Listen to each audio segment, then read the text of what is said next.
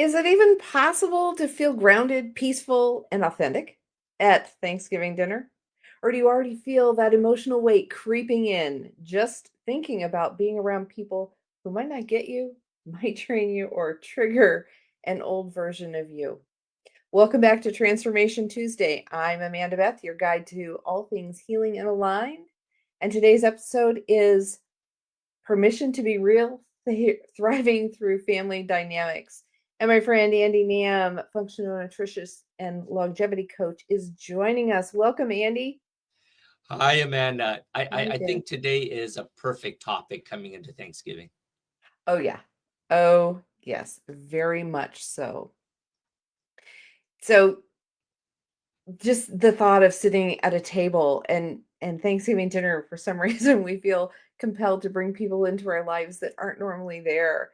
And sometimes it just makes your stomach do those flip-flops. You're not alone. They have this holidays just have a way of activating old wounds, outdated roles, and a whole lot of energetic noise.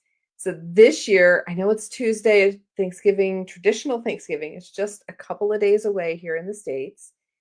And I want you to know you have a choice. You have permission to be real, stop performing, and stop overgiving and staying connected to your authentic self, even when it feels hard. So, we're going to talk today about protecting your energy, staying grounded, and how to walk into family gatherings with clarity, confidence, and ease. Plus, we'll go through some theta healing later and help you shift some of that and get ready for it. Because you think of all the things you go through getting ready for Thanksgiving, the travel, your disruptive routines, eating weird foods, and being around people that you love but you maybe don't resonate with anymore.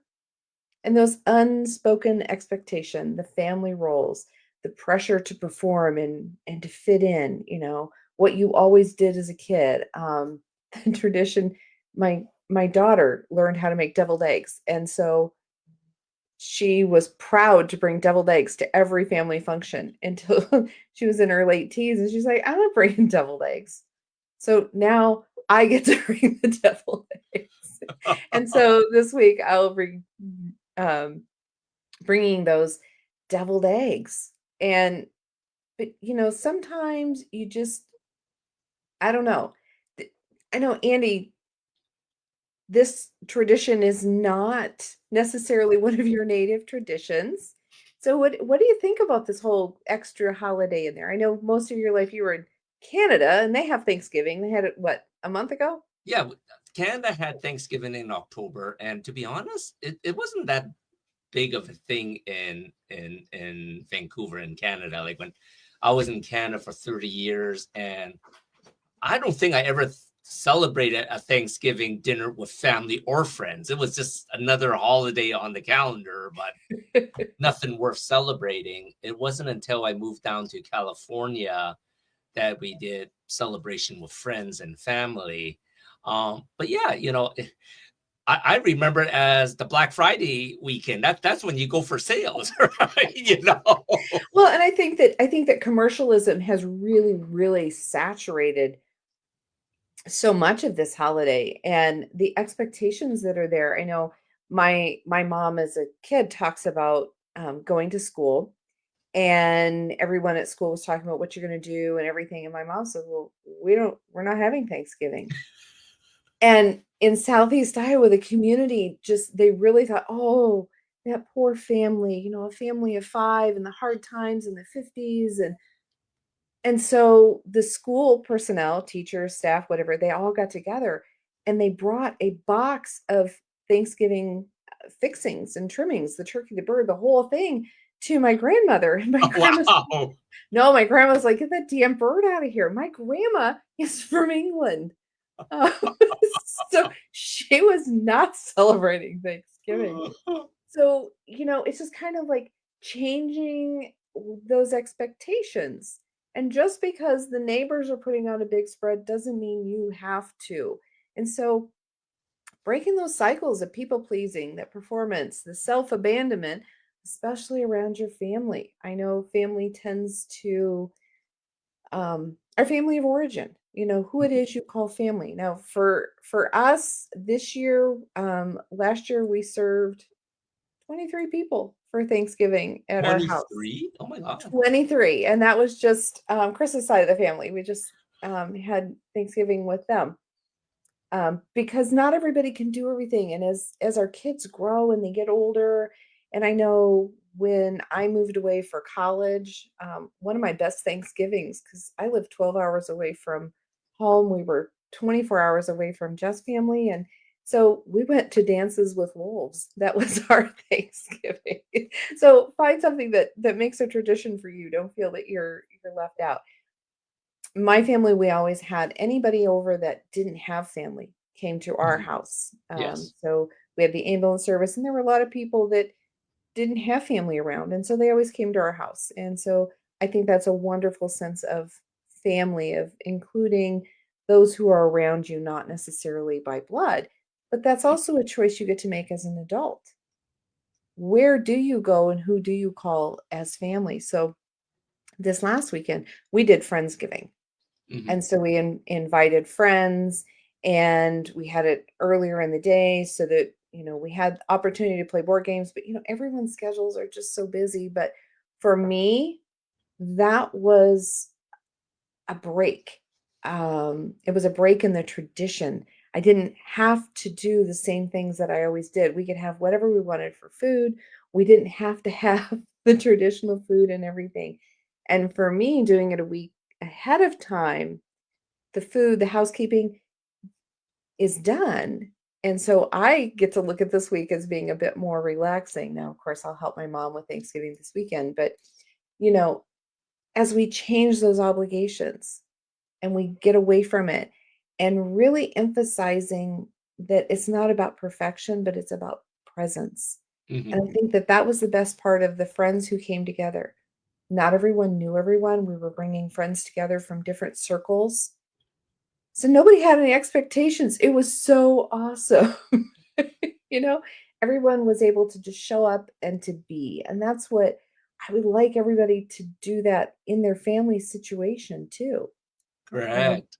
and that's where we bring in those boundaries, and if you've moved away from your family of origin and you're going back to them, I want you to think about the things that you've done that are progress, Hmm. even if you're the only one that sees it. It's progress, and it's in real time, and it's the things that you do for you.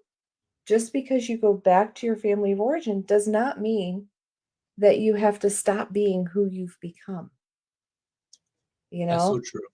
I remember after I did a lot of my healing, and I went back to my father's side of the family for a holiday, and being the healed me, or as healed as I was at the time, because healing is just it's ongoing. You continue Mhm. to grow and to evolve and to change. But it was so awesome taking my girls back to my father's side of the family. And the first time ever, I didn't have to play mama bear. Mhm. I wasn't protecting my kid. I knew my story, and I didn't have to, I don't know, cower is not the right word, but I didn't have to subscribe to their values and their beliefs and their, I mean, I adore my family, and we have a lot of really good memories. There were things that happened in my individual family unit that that were hurtful and traumatic. And Mhm. having done the healing beyond that, I no longer had to show up as that traumatized child. I could be a healthy adult, and it was so incredibly freeing, and I would hope that no one else has that story, but unfortunately, I know a lot of people have that Yes. story. And so this is what made me really think about this week's episode, and that we want to talk about that soul work, Mhm. and how you do that work, and then how you're able to continue to show up in your older environments and stay true to yourself. That's so true because I think since we moved to Texas, we used to have like huge Thanksgiving gatherings with family or friends, and like you said, we always invited all the ones that didn't have family, like they're either in Asia, Europe, whatever, right? And then we didn't want them being alone, and we just, hey, just we basically gather all the misfits, and everyone just grab whatever they, there was no theme. It was just like, just bring something fun to eat, just to hang out, and it ends up being a lot of work for me, Minna, because we always try to over deliver because we knew people was going to bring cookies and chips, not meals, right? We wanted to have a true Thanksgiving meal, right? So the expectations was to deliver a fun experience, but like you said, it can totally change on your situation, because in the last 4 years since we moved to Texas, we made a lot of new friends, but the friends are a little bit more mature. They have families, so they got their own Thanksgiving. So in the last 4 years, like me and Minna's, like we've been just hanging out doing date nights for Thanksgiving too. It's just a nice place to eat. So the expectations is you want to be around the people that I think you enjoy being, and if it's people that you only see once or twice a year, it's okay, like I said. But I think it's important to be yourself. You don't have to be that frightened little child again, going back home and say, "Oh, I'm not that person anymore." And sometimes it's sort of cool letting the people know, seeing how you've changed over the years too, Oh right? yeah. Yeah. And having that self-confidence of like, no, no, I am an adult. I'm grown, as some Yes, of my friends would say, I'm a grown ass adult. I don't have to do this anymore. That tick tick do, exactly. And but show up and be you and take those breaks. You can feel vulnerable Hmm. without being vulnerable. You're going to be authentic. You're not loud and confrontational, but it's just choosing being at peace over being at performance. And when I Yes. say performance, I mean performing the old role that everyone else expected of you. Hmm. Turn the tables, be you. Rest in knowing that you're who you are and you don't have to put on that face anymore. So, Agreed. I love that. yeah, so my tips are make sure that you get grounded first. Hmm. Spend 5 minutes of breath work, do some walking, be in silence, whatever you have to do. Give yourself that time to get calm, to put away those old memories, because we're not, what you resist persists. If you're Hmm. afraid this is going to happen, it's gonna. Yes. Visualize everything, put yourself in, I don't want to say in character because I want you to stay in your character, to be Hmm. who you are. I want you to just focus on who you are and what you want to convey. And if that's, do some breath work, some walking, but really get yourself grounded before you step into that environment. Visualize. Number two, visualize your energetic field. Sometimes if you can imagine placing yourself in a bubble. Hmm. This can be like a rose gold bubble, a white golden bubble of light. Just put yourself in that bubble. A lot of times I talk with people about bringing it up from your feet. So start at the ground and bring it up. Do you remember those bubbles? They were so horribly stinky. It was a tube of stuff you put on the end of a straw and you blew it up. Oh, okay. Yes, yes, Yeah, yes. yeah, and they never lasted very long, but they lasted long enough that if you can envision putting yourself inside that bubble, I mean, Hmm. those were usually swirly colors, now Correct. they dip stuff and create the same thing that we were striving for.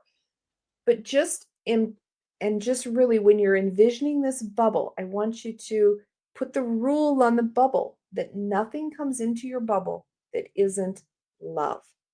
I love that. So it's not just a bubble to protect you, it's Hmm. a bubble to only allow in love. And Correct. really, really visualize this as your shield.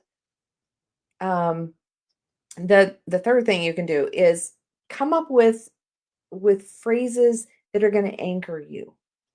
So when you are looking around the room and you're seeing all the things and the things that maybe are giving you that flip flop in your tummy, and just some of the phrases, let me give you some suggestions here. This is their energy, it's not mine. Hmm. So really identifying what's yours and what's not. And as empaths, this is a big thing that we carry with us. So really ground in, Hmm. pull in your container, and be as solid as you can. And then you can say, I can be kind and still have boundaries. Mm-hmm. Just because it's going on doesn't mean you have to deal into that hand anymore. You can fold. You can just watch. You do not have to actively participate. So telling yourself, I can be kind and still have boundaries. And then telling yourself, I get to choose who I become in this moment. Mm-hmm. And those of us who've pulled away and done any healing at all, you really need to think of that. You know, healing is not easy. It's a lot of work. And to stand in the power of who you have worked to become and not falling back into that old path, because that old path is very tempting. Yes. So, number 4, reclaim the power of no. You don't have to hug, you don't have to engage, and you certainly do not have to explain or defend anything. Mm-hmm. A simple no is enough. No, no, thank you. Everybody say it with me. No, no, thank you. No, thank you. No, I thank love you. I'm done. You don't owe anyone an explanation. it. Mm-hmm. And if those are the people who are really, you say, I'm going to take a walk. And that's where number 5, keep your one joy touch point, as they call it. Keep a playlist. Take your own favorite tea and brew up a cup of tea. Say, I'm going to go make some tea. And if you've brought your own loose leaves and you have that whole process to go through, it's going to take longer than 5 minutes. What do you need to have that brings you that comfort and that you are grounded? Is it a crystal in your pocket? Do you have a favorite stone, a favorite trinket, a talisman, if you will, that you can put in your pocket that empowers you, that you can just touch it and it's like, okay, I'm in my safety zone. This is where I'm at. Remind yourself of the bubble that you have. You can Mm-hmm. go journal. Essential oils. Do you have essential oils with you? Do you have some Bach essences that you can bring along as well? There's also homeopathic remedies that you can take along and take if that anxiety really starts Mm-hmm. to build with you. So have your backup plan as to what you can do for that. Because these aren't just coping tools, they're energetic declarations that say, I'm choosing to be me. Mm-hmm. So just always have that plan of, oh, my allergies are acting up. It must be something in the air. Go outside, get some fresh air. Right. You know, the cold weather isn't due until after Thanksgiving here. So, okay, so this brings us up to some theta beliefs. Um, and as I was coming up with these when I was putting this together, some of these even I needed to clear. So we're going to clear that and put this in. So yes, to do theta work, in order to receive the benefit of these, when I offer the clearing, I need you to say yes out loud. Put yes in the comments. If you're catching us on replay, same thing. Say it out loud. Pop in the comments, hashtag replay yes, to accept the work. It's energetic work and it stays here for you. If we lump a whole bunch of things together and you only want a couple of them, say yes to all of them. Only the ones that you need are gonna hit and fill in for you. Okay. So let's download the belief that it's safe for me to be myself, even around family. I can be kind and still have boundaries. I'm not responsible for managing others' emotions. This is a big one. This is a big one. Somebody else is having a bad day. It's their bad day to have. It's not yours. You can comfort them, but you cannot take on their emotions. Mm-hmm. They're theirs. Okay. Taking on their emotions is just gonna give you a bad day too. They've got to work through them.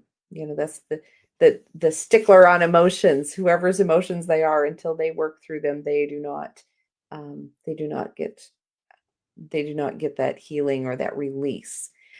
Another belief here is I can say no without guilt. So we're going to remove that obligation to have the guilt and the shame when you say no. Say no and mean no. And you also give yourself permission to choose what's right for you. Just because everyone else in the group is doing it doesn't mean you're going to. Our moms would say, what, if so and so jumped off a bridge, would you? Okay, have that permission to choose what's right for you. So If you like those beliefs and those energetics and the things that come with that, as well as let's provide forgiveness to ourselves for falling into those old patterns. Let's have the discernment to recognize those old patterns so that we don't get sucked back into them, and know what it feels like to stay in our authentic self, even when it's not popular with everyone around us. If you'd like those, So just say true. yes. Yes.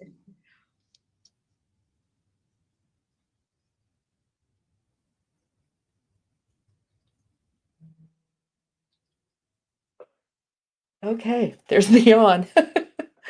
Oh goodness. That is big work. That's a lot of work to do. So just remember, you're not here to prove, to perform, or to people please. You're here to be here. So, really enjoy the time with your family. If you have a favorite aunt, a favorite brother, sister, niece, or nephew, go spend time with them. Mm-hmm. The rest of the people will catch up with you if they need to. So, what does it mean for you to come home to yourself this week? Think about that. So, anything else, Andy? Did I miss anything? No, I think that is perfect, because channeling yourself to get in that protective bubble, not falling into the stress of, like I said, being that little boy or little girl that you were before. And for me, like, I'm the youngest in the family, so they're always going to see me as the youngest, even though technically I'm a senior already. I'm 55. I'm not a baby no more. Right. So I think, like you said, it's so important to bring your authentic self. Right. And you don't have to agree with everything they're talking about, but definitely let your thoughts be known, where, that you matured, that you're doing exciting things. And regardless if they like it or not, it's all right. At least they know what the hell you're doing. I think that's Yeah, very important. yeah, it is. And you're not showing up to show off. Hmm. You're just being you. And Exactly. if you know that your values don't sit with everybody, don't bring them up. That's all right. Don't bring Exactly. them up. You know, just sit in the corner and enjoy. And if you spend more time sitting in the corner and watching, then you're also seeing the amount of healing you have Hmm. accomplished. And you need Exactly. to celebrate that. That is huge I to be able to love it. sit back and say, ah, I remember when I used to think that way, or I Good. remember when this used to bother me. And Hmm. now, once you heal it, it Hmm. doesn't get under your skin. And it's really amazing. So, I love it. and we'll be back next Tuesday for Transformation Tuesday here on Facebook, LinkedIn, and catch the recordings on YouTube. All right. Goodbye. Bye. Thanks, Andy.